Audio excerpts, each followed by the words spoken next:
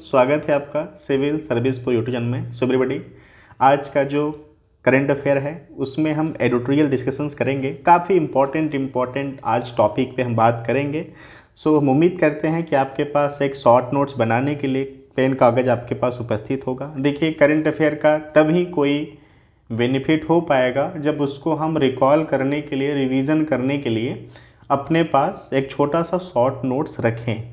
यहाँ पर जो भी टॉपिक दिए गए हैं, अगर आपने इसको पहले से कवर कर लिया है तो आप वीडियो को प्लीज़ स्किप कर देना, क्योंकि अपने समय को देखे हुए वीडियो पे, जाने हुए कंटेंट पे देना फिर शायद लॉजिकल सही नहीं होता है। ठीक है, तो अगर आप न्यूज़ को नहीं जानते हैं, डिस्कशंस से नहीं परिचित हैं, तो ही आप इसको देखना। ठीक है, सो चलिए स्टार्ट करते हैं। जिसमें से हमारा आज का जो पहला टॉपिक है, बिहार में बनाया जाएगा विश्व का सबसे बड़ा रामायण मंदिर।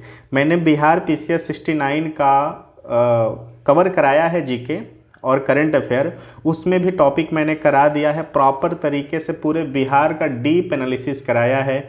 तो आप चैनल पे जा करके बीपीएससी 69 प्ले जो लिस्ट बना है उसमें आप देख सकते हैं।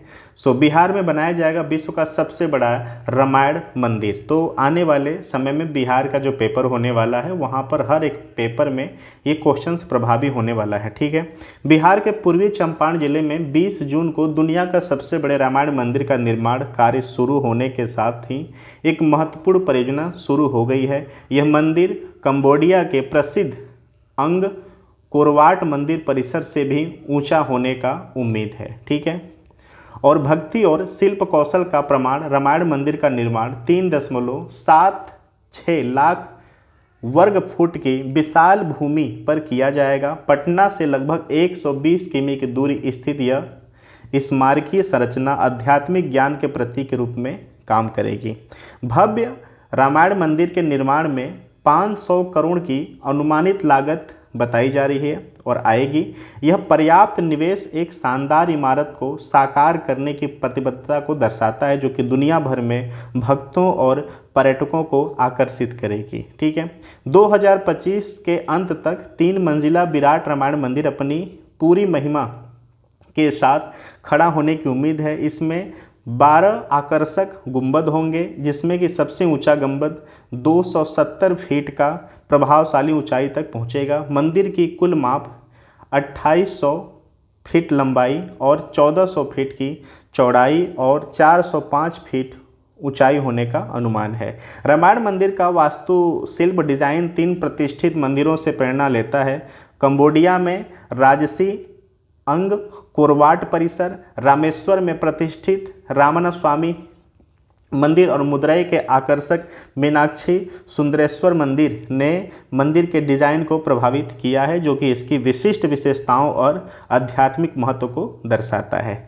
अब यहाँ पर जिस जगह पर ये स्थापित किया जा रहा है, पूर्वी चंपारण, तो देखिए पूर्वी चंपारण के अगर इतिहास की बात करें तो पूर्वी चंपारण जिला से 1971 1971 में अलग करके बनाया गया था और इसका जो मुख्यालय है वह है मोतिहारी। ठीक है, तो आई होप आप इसको याद रखना।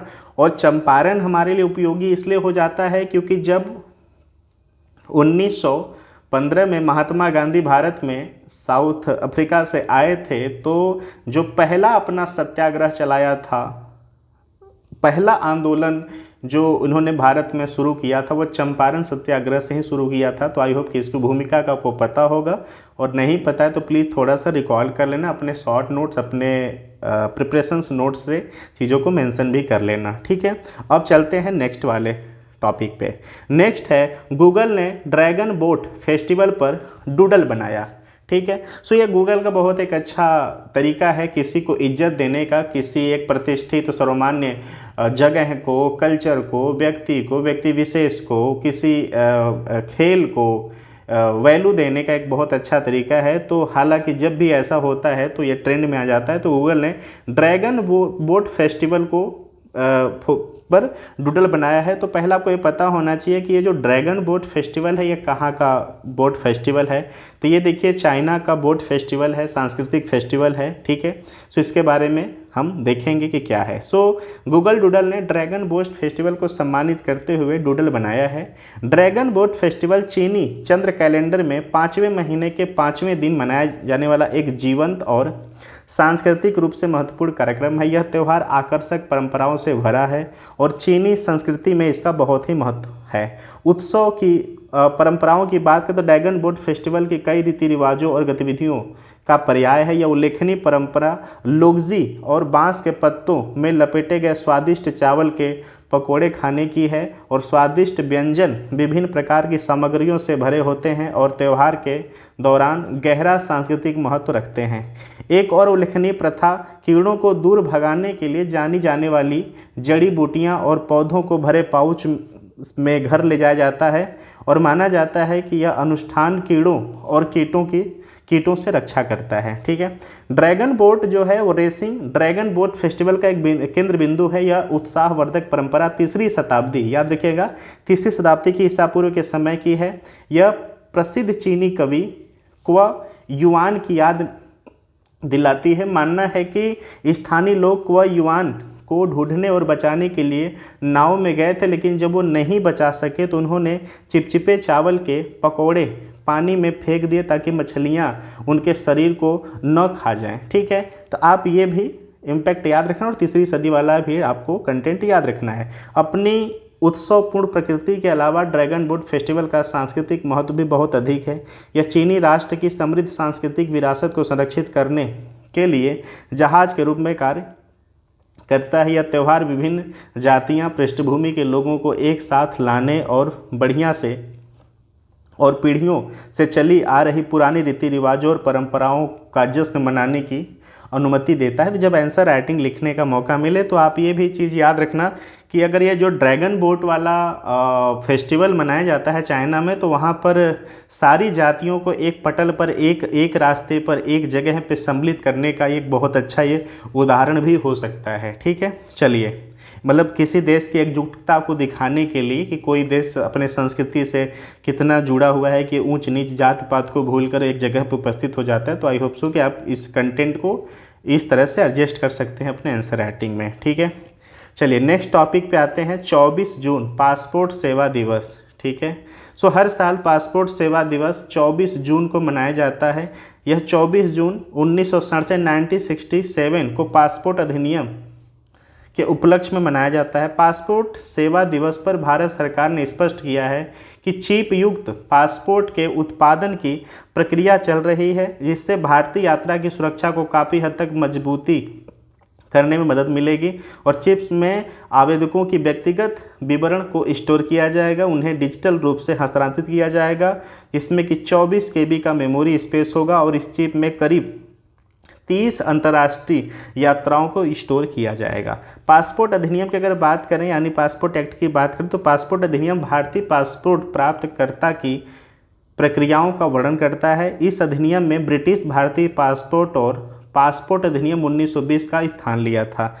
भारतीय संविधान के अनुच्छेद 9 के अनुसार यह अधिनियम दोहरी नागरिकता की अनुमति नहीं देता है। इस अधिनियम के अनुसार यदि किसी व्यक्ति ने विदेशी नागरिकता हासिल कर ली है तो उसे अपना जो पासपोर्ट है उसको सरेंडर करना होता है। ठीक है, पासपोर्ट अधिनियम के तहत जारी किए जाने वाले पासपोर्ट कुछ इस प्रकार होते हैं। अगर बात करें तो एक आधिकारिक पासपोर्ट होता है, दूसरा सामान्य पासपोर्ट होता है और तीसरा राजनयिक पारपत्र होता है। ठीक है, इस अधिनियम के तहत यात्रा दस्तावेज भी प्रदान किए जाते हैं। वो पहचान का प्रमाण पत्र, किसी व्यक्ति को भारत में प्रवेश करने के लिए अधिकृत करने के लिए आपातकालीन प्रमाण पत्र। ठीक है, नेक्स्ट टॉपिक है असम के जो जगह है गुवाहाटी, वहाँ से क्वेश्चंस हैं तो उसको हम देखते हैं पहले।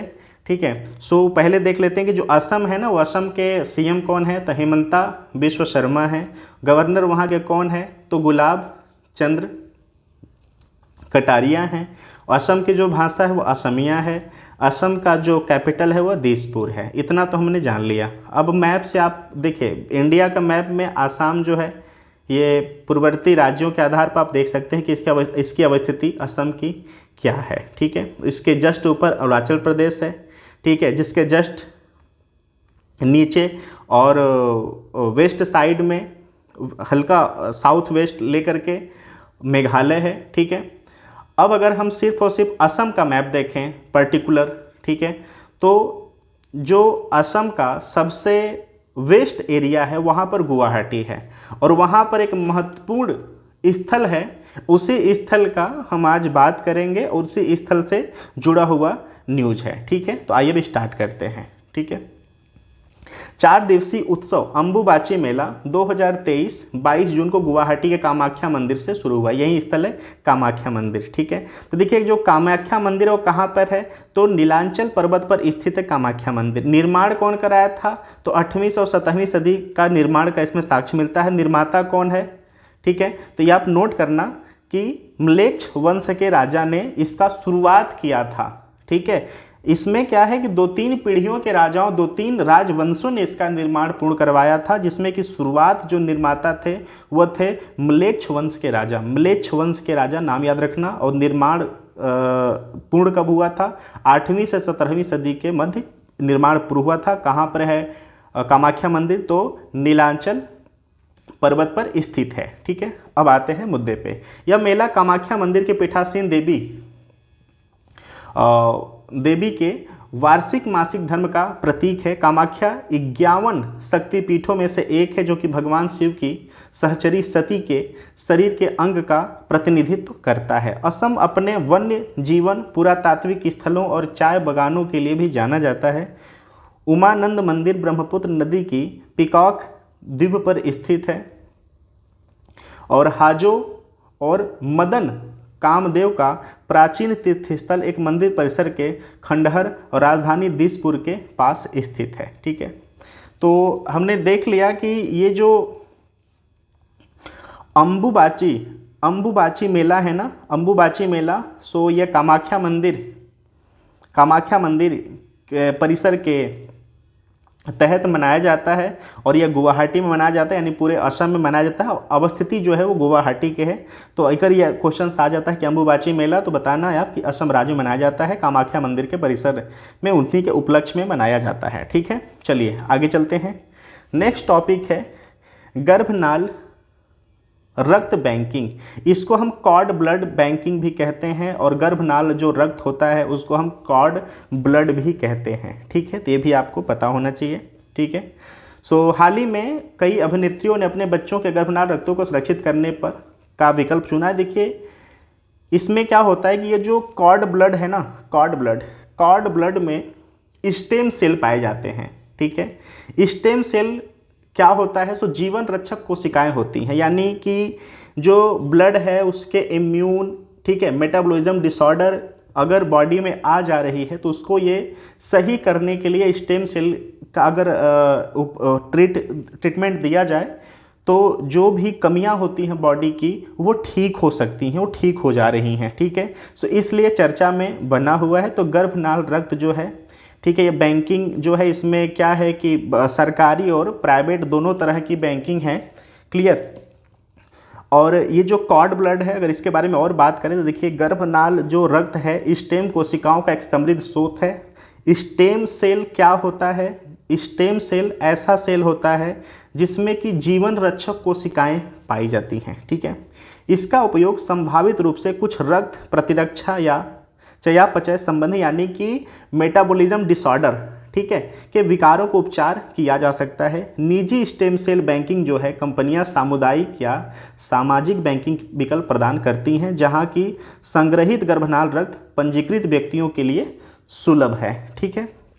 इन सामुदायिक बैंकों के पास दानदाताओं का एक बड़ा समूह है जिससे ज़रूरतमंद मरीजों के लिए जो साथी ढूंढने की संभावना बढ़ जाती है, ठीक है। नाल और गर्भनाल के माध्यम से बहने वाले रक्त में स्टेम कोशिकाएं प्रचुर मात्रा में होती हैं। आप समझना कि जो गर्भनाल होता है ना उसमें जो रक्त होता है उसमें जो स्टेम कोशिकाएं होती हैं, स्टेम सेल होती हैं, वो प्रचुर मात्रा में होती हैं इन, ठीक है। और इन कोशिकाओं में विभिन्न प्रकार की रक्त कोशिकाएं जैसे कि लाल रक्त कोशिकाएं, सफ़ेद रक्त कोशिकाएं, प्लेटलेट्स के परिपक्व होने की क्षमता भी बहुत ज़्यादा होती है, ठीक है। कैंसर, रक्त विकार, आनुवंशिक असामान्यताएं, ठीक है, और मेटाबॉलिज्म जो डिसऑर्डर होते हैं, चयापचय रोग के कई स्थितियों के उपचार में स्टेम कोशिकाएं एक अमूल्य संसाधन साबित हुए हैं और हो रहे हैं। कई रोगियों के लिए गर्भनाल रक्त से प्राप्त स्टेम कोशिकाएं जीवन रक्षक से कम नहीं हैं। ठीक है, तो आप समझ गए कि स्टेम सेल का उपयोग क्या है और कॉर्ड ब्लड के द्वारा जो स्टेम सेल बैंकिंग किया जा रहा है, उनको संरक्षित किया जा रहा है, तो उससे आने वाले समय में किन किन इलाजों के लिए वो उपयोगी हो सकता है। ठीक है, तो यही पूरी बात है। यही बात सुई यानी कि जो खाली सुई होती है, निडिल होता है, उसका उपयोग करके कुशलता से नाभिक वाहिकाओं से रक्त निकाला जाता है। जो वो नाल होता है ना, गर्भनाल होता है, उसमें से रक्त को निकाला जाता है और उसे एक विशेष संग्रह बैग में जमा करते हैं और एक बार एकत्र होने के बाद रक्त को सावधानी पूर्वक पैक किया जाता है और कॉर्ड ब्लड जो ब्लड बैंक है उसमें भेजा जाता है और इसका सावधानी पूर्वक दीर्घकालिक भंडारण कर दिया जाता है। तो आई होप आप समझ गए कि कॉर्ड ब्लड क्या होता है। देखिए, कॉर्ड ब्लड जो होता है वो गर्भनाल रक्त होता है। ठीक है, गर्भनाल रक्त में स्टेम सेल बहुत ज़्यादा मात्रा में पाए जाते हैं। स्टेम सेल क्या होता है? स्टेम सेल एक ऐसा सेल होता है जिसमें कि जीवन रक्षक कोशिकाएं बहुत ज़्यादा मात्रा में पाई जाती हैं। तो बॉडी में जो विकार होते हैं ना, जो कमियां आती हैं, जैसे कैंसर हुआ, इम्यून हुआ, मेटाबॉलिज्म डिसऑर्डर हुआ, तो इसको ठीक करने में इसका उपयोग किया जाता है, उपयोग हो रहा है। ठीक है, चलिए आगे चलते हैं। लैब में उगाया गया मांस इसमें न्यूज में है। लैब ग्रोथ मीट की बातें करें, आप चित्र से समझ सकते हैं कि इसको कैसे प्रिपेयर किया जाता है, कैसे इसको तैयार किया जाता है। पहले इसमें सैंपल लिया जाता है, सैंपल को रखा जाता है, उसके बाद प्लांट से प्लांट के माध्यम से उसका सीरम लिया जाता है, उन दोनों को आपस में मिलाया जाता है, फिर इसके ग्रोथ का एक प्रोसेस होता है। तो आप इसके डायग्राम के माध्यम से आप देख सकते हैं। अब आते हैं इसके मुद्दे पे। ठीक है, तो सेल संवर्धित जो चिकन है, ठीक है, जिसे प्रयोगशाला में विकसित मांस के रूप में भी जाना जाता है, को कैलिफोर्निया स्थित 2 कंपनियों द्वारा उत्पादन और बिक्री के लिए अमेरिकी सरकार ने मंजूरी मिल चुकी है। ठीक है, सो इस विकास को वैश्विक खाद्य उद्योग से जुड़े कार्बन उत्सर्जन को कम करने की दिशा में एक महत्वपूर्ण कदम के रूप में देखा जा रहा है। ठीक है, सेल संवर्धित जो मांस है में चिकन मांस बनाने वाली कोशिकाओं को अलग करना और उन्हें नियंत्रित वातावरण में बढ़ने के लिए आवश्यक संसाधन प्रदान करना शामिल है। यह प्रक्रिया बायोरिएक्टर या कल्टीवेटर में होते हैं और विभिन्न व्यंजनों में उपयोग करने से पहले कोशिकाओं को बनावट और उपस्थिति को बढ़ाने के लिए एडिप्ट्स के साथ संसाधित किया जाता है। इसके इम्पोर्टेंस की अगर बात करें तो उत्सर्जन, भूमि उपयोग, पशु कल्याण, खाद्य सुरक्षा, अनुकूलन से संबंधित चिंताओं को दूर करने के लिए प्रयोगशाला में मांस विकसित किया जा रहा है। इसमें ग्रीन हाउस गैस उत्सर्जन और पारंपरिक पशुधन खेती से जुड़ी भूमिकाओं को कम करने की क्षमता है। ठीक है, यह स्वस्थ और अधिक टिकाऊ विकल्पों के लिए अनुकूल विकल्प प्रदान करता है। इनके चुनौतियों की बात करें तो उपभोक्ता स्वीकृति प्राप्त करना, लागत कम करना और उत्पादन के लिए उच्च गुणवत्ता वाली कोशिकाओं और संसाधनों की उपलब्धता सुनिश्चित करना। तो देखिए, इसमें कुछ अच्छाइयाँ भी हैं, तो इसकी कुछ इसमें चुनौतियाँ भी हैं। ठीक है, बुराइयाँ तो नहीं कह सकते, चुनौतियाँ हैं। कॉस्ट बहुत ज़्यादा आ जाता है तैयार करने में, उसको कम करना, अप्रूवल नहीं मिलता है, अप्रूवल पाना, और बिल्कुल हाइजीन तरीके से प्रोडक्ट को तैयार कर पाना। तो ये सब सारी चीज़ें हैं। फिलहाल आप इतना जानना, ठीक है, कि अभी तक जो प्लांट मीट है, ठीक है, प्लांट मीट है, लैब मीट है, उसमें अभी बहुत ज़्यादा नहीं, अभी अमेरिका ही अपना पहल कर पाया है, आगे है, तो ये भी याद रखना। ठीक है, और कैलिफोर्निया के 2 कंपनी ही अभी इसमें आगे अग्रणी हो पाई हैं। ठीक है, चलिए आगे चलते हैं। नेक्स्ट टॉपिक है लियाकत नेहरू समझौता। आप कहेंगे ये तो इतिहास का मुद्दा था, अचानक कैसे आ गया ये? देखिए, लियाकत नेहरू समझौता 1950 में भारत और पाकिस्तान के बीच एक विभाजन पश्चात समझौता था। यह समझौता का उद्देश्य दोनों देशों के अल्पसंख्यकों के उपचार को संबोधित करना और उन्हें समान अधिकार सुरक्षा प्रदान करना था। ठीक है, हालांकि यह समझौता हिंदू महासभा के सदस्य और नेहरू के पहले केंद्रीय मंत्रिमंडल का हिस्सा श्यामा प्रसाद मुखर्जी के विवाद का विषय बन गया था।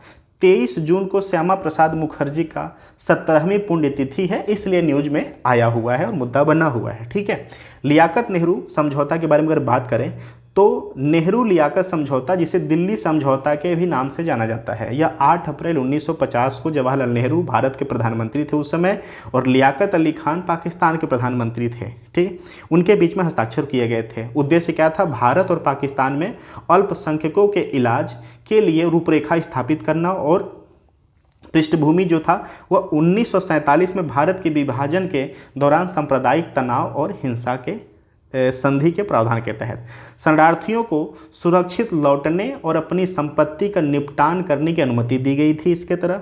ठीक है, जो अडॉप्टेड वोमेन है, ठीक है, अपहृत महिलाएं, लूटी गई संपत्तियों को वापस किया जाना था। जबरन धर्मांतरण की मान्यता रद्द कर दी गई। अल्पसंख्यक अधिकारों की पुष्टि की गई। भारत और पाकिस्तान दोनों में अल्पसंख्यक आयोग की स्थापना किया गया। दोनों देशों में अल्पसंख्यकों के लिए नागरिकता की पूर्ण समानता सुनिश्चित करनी होगी। प्रत्येक देश के भीतर अल्पसंख्यकों के लिए आवाजाही की स्वतंत्रता, व्यवसाय, भाषण, पूजा की स्वतंत्रता की गारंटी देंगे। तो ये पूरा का पूरा मुद्दा था किसका? लियाकत नेहरू समझौता, जिसको कि दिल्ली समझौता के भी नाम से जानते हैं। ठीक है, अब आते हैं श्यामा प्रसाद मुखर्जी पे कि इससे इनका नाम क्या जुड़ा है, क्यों जुड़ा है। उन्होंने विवादास्पद नेहरू लियाकत समझौते से असहमति के कारण केंद्रीय मंत्रिमंडल, उस समय यह उद्योग और आपूर्ति मंत्री थे, जिससे कि पद से इस्तीफा दे दिया था। इसके बारे में उनका मानना था कि यह पूर्वी बंगाल में हिंदुओं को पाकिस्तानी राज्य की दया पर छोड़ देगा और विभाजित बंगाल के उनके दृष्टिकोण के खिलाफ जाएगा, हिंदू बंगालियों के लिए पश्चिम बंगाल के साथ। ठीक है, सो उन्होंने जम्मू कश्मीर को विशेष दर्जा का भी विरोध किया था। उनका प्रसिद्ध नारा था, एक देश में दो विधान, दो प्रधान, दो निशान नहीं चलेंगे। यानी कि एक देश में दो संविधान, दो प्रधानमंत्री, दो झंडे नहीं हो सकते। अनुच्छेद 370 के प्रावधानों का भी जिक्र उन्होंने किया था। सो इसी के कारणवश उन्होंने इस्तीफा दे दिया था मंत्रिमंडल से। सो एवरीबॉडी, आज का एनालिसिस, आज का डिस्कशंस कैसा लगा आप ज़रूर बताना, और इसका छोटा सा शॉर्ट नोट्स भी आप ज़रूर बनाना। क्या इसमें कमियां था ये भी बताना। ठीक है, लाइक नहीं करना है, वीडियो को मत करना। ठीक है, जो लोग देखते हो, अगर आपको ये कंटेंट रिलेवेंट लगता है ना तो प्लीज़ छोटा सा नोट्स बना लेना। बाकी कोई फ़र्क नहीं पड़ता कि कौन देखता है, कौन नहीं देखता है, कौन लाइक करता है, कौन डिसलाइक करता है। हाँ, अगर कमियाँ हैं तो प्लीज़ आप सजेशन ज़रूर देना। So thank you so much. चलिए मिलते हैं नेक्स्ट सेगमेंट में। Thank you so much.